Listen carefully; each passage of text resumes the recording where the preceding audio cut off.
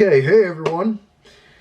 So, Q&A part 2 today. So, again, I'm going to be doing one of these a month now, I think. Or at least try it for however long it works. Yeah. So, Q&A part 2 for the month of February.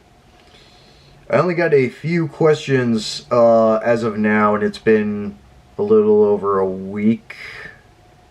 Yeah, it's just been a little over a week since I put the community post up. Again, I will be posting a community post on the community tab for my channel for each month for the Q&A section. So basically, you go to that post, leave a comment with a question or a couple of questions, and I will answer them in a video for sometime in the month, just depending on what videos I have scheduled out and things like that. So, got some questions here, so let's get to them. First question from user One Round Left. I see you, brother.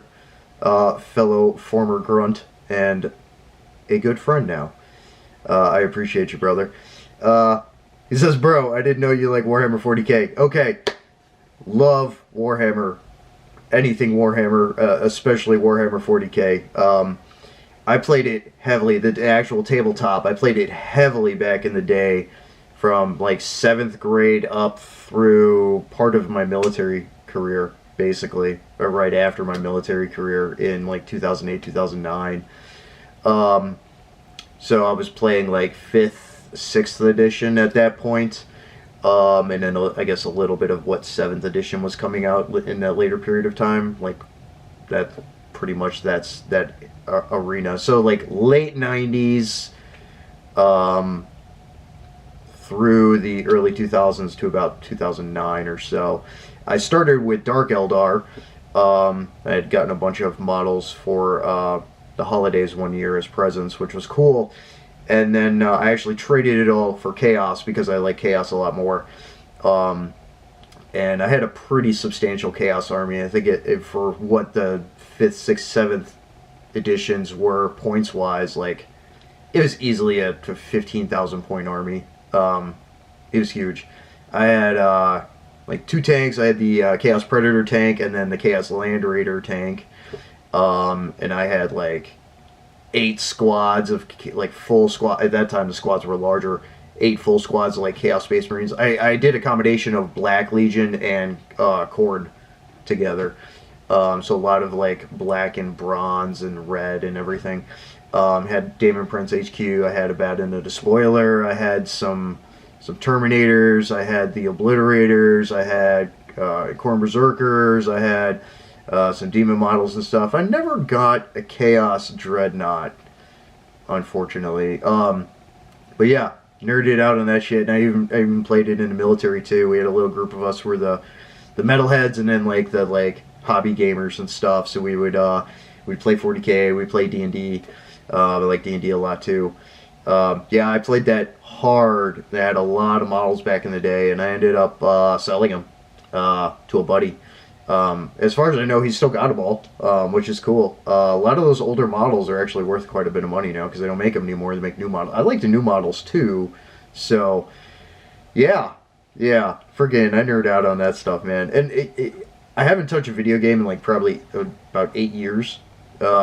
But the older 40k video games like Tau Fire Warrior Shooter, the FPS shooter that was on PC, Dawn of War, which is like the RTS, StarCraft Command and Conquer style Warhammer 40k game, that was cool. I really liked the Battlefleet Gothic, which is the spaceships for the Warhammer 40,000 universe. I played Battlefleet Gothic a little bit too. The first Space Marine game, like all that, like just it was awesome. And I mean, obviously with metal, there's a lot, there are some, and there are some 40k themed bands out there. Go check out the recent Thrown to the Abyss podcast that I had with Justin Wallace from Vargeist Records. He does a Thrown to the Abyss podcast. It's on Spotify and all those places.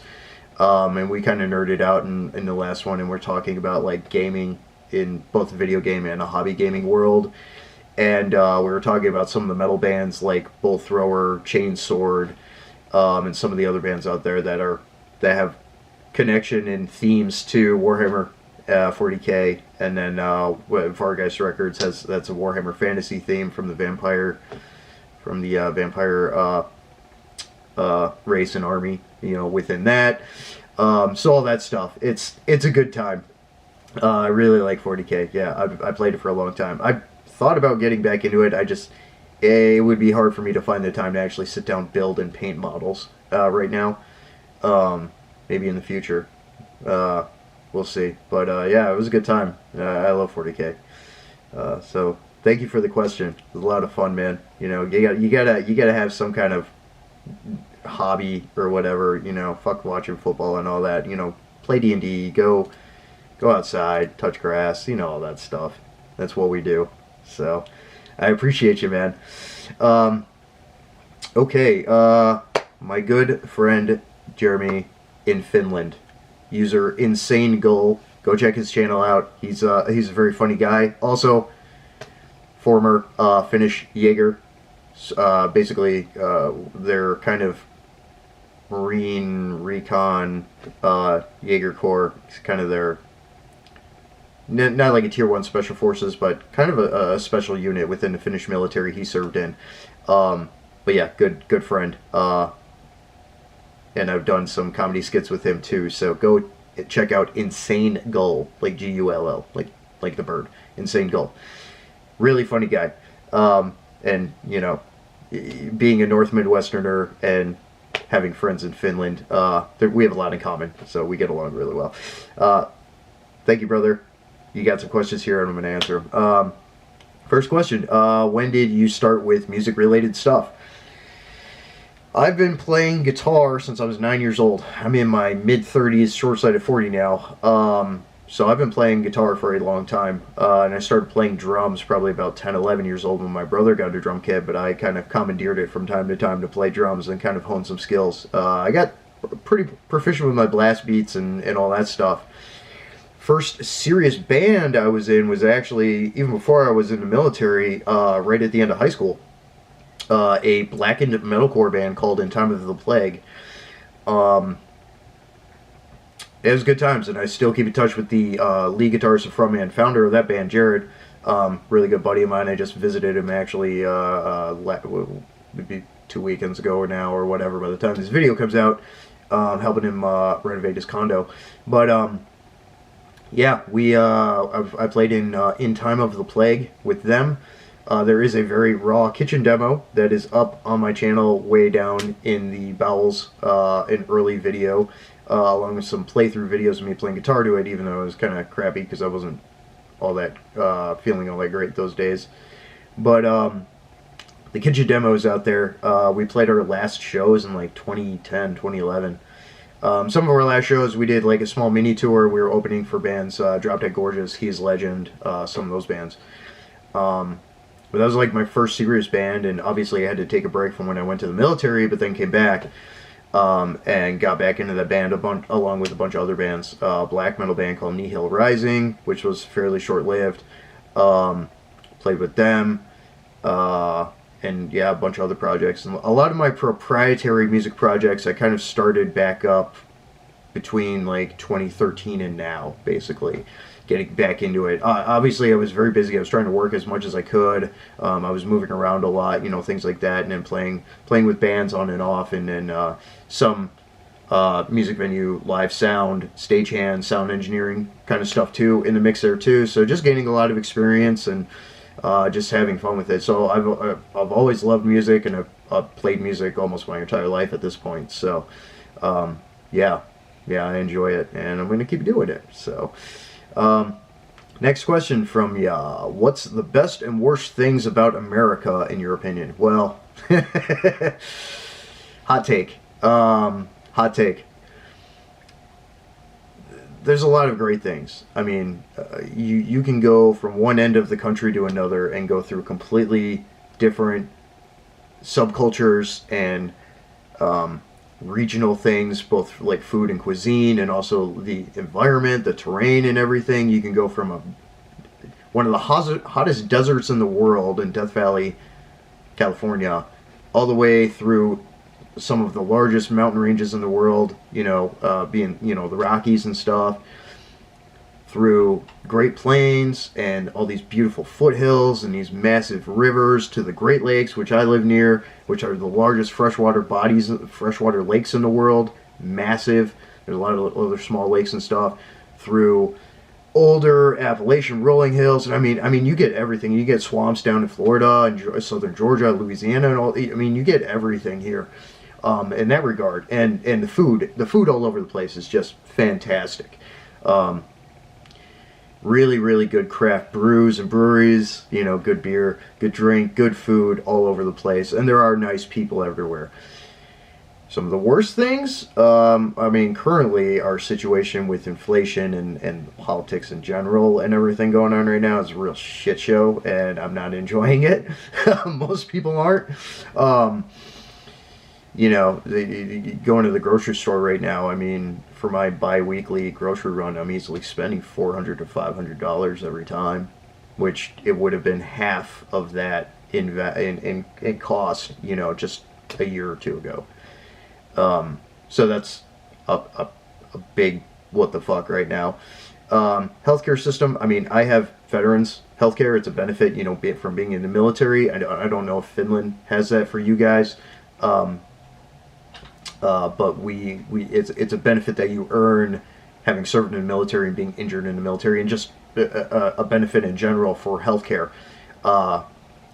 There's a lot of good and bad with that, but in general, the American healthcare system could use quite a bit of reform to make things a little more streamlined and make it easier to get appointments and things like that aren't gonna kill your wallet and things like that for people that do have to pay more substantial amounts of money for that kind of thing. So there's a lot of things.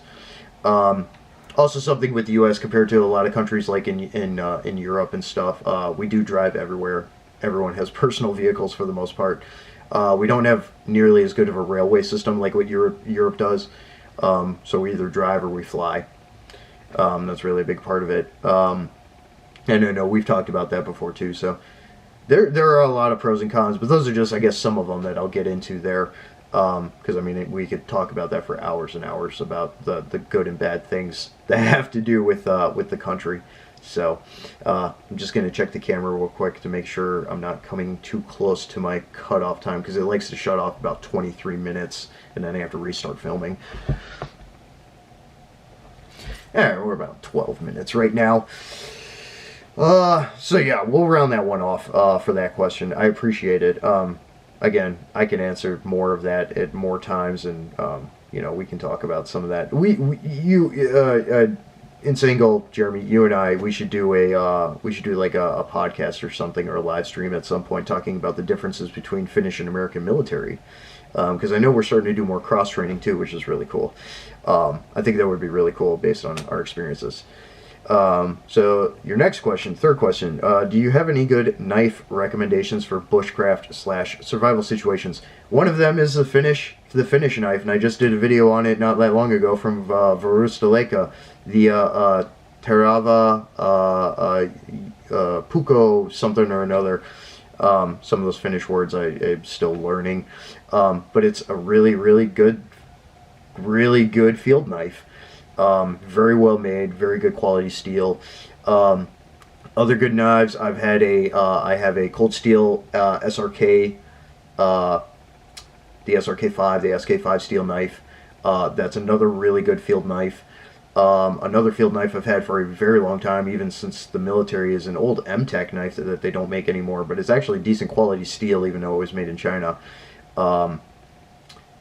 With a good knife, you just want a good knife that's good steel, whether it's a tool steel or a high carbon steel, full tang. So the blade, full tang, runs all the way through the handle, and it's just, you just keep it sharp.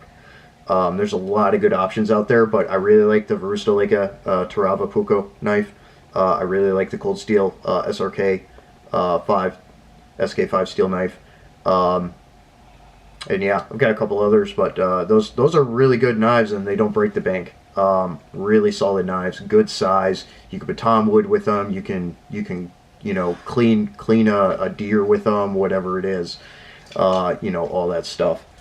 So, yeah. So the good knives, again, there's a lot of good options out there. Even a buck knife, man, as long as it's a quality steel in that buck knife, because different buck knives have different kinds of steel, much like a lot of other companies like Case and other companies that make all kinds of different knives. Just make sure it's a good steel, and that you keep it sharp. That's really it. But yeah, I really like that finish knife and the Cold Steel SRK. Great blades. Do you want to get drunk with me sometime drinking only salmiakki vodka? Yes, I love salmiakki. This is your fourth question. I love salmiakki. Salty licorice. I always have some salty licorice at home. I love salty licorice, and it's very hard to get the salmiakki liquor here. So yes, I would drink lots of that. We get Jägermeister and stuff, but it's not the same. It's not the same. I really like salty licorice, so yes, I would be very on board with that because that's my jam. So, yes, we do that. We did that. Yeah, I just it was hard for me to even find salty licorice candy. I had to go through a company that imports that stuff called Yummy Bazaar out of New Jersey on the east coast of the U.S. It was one of the only places I could find where I could get like an actually proper Nordic Scandinavian salted licorice. So this one, the Lakritsfabriken, it's made in Helsingborg, Rumlösa, Sweden. So not too far from you, and you speak Finnish and Swedish, so you kind of understand. Finnish brand salmiakki we really can't get here unless somebody mails it to us, as far as the candy goes. But that is an excellent alternative, because it is proper salted licorice. Yeah, so those are all your questions. So thank you for those. Let's see, were there any other questions? No, I think that was it for now. I guess if any more come, I'll do an addition to this video. So it'll probably cut off, and then I'll add to it with any more questions that do pop up that I can answer. But if not, that's it for this one, for this Q&A, number 2. Yeah, thank you guys. I appreciate the questions and all of its randomness and everything else. So again, yeah, I'll be community tab. I'll be making a community post at the beginning of each month for comments to list to ask questions that I can answer for the Q&A videos. So that'll go up like within the first couple of days of each month. I'll put that community post up. You usually have a meme with it. You just write a question or whatever, or a couple in the comments, and I will answer them in one of these videos. So that's it for now. Again, if more come, it's going to cut off, and I'm going to go to answer more of the questions. But in the meantime, thanks for the questions. Metal up.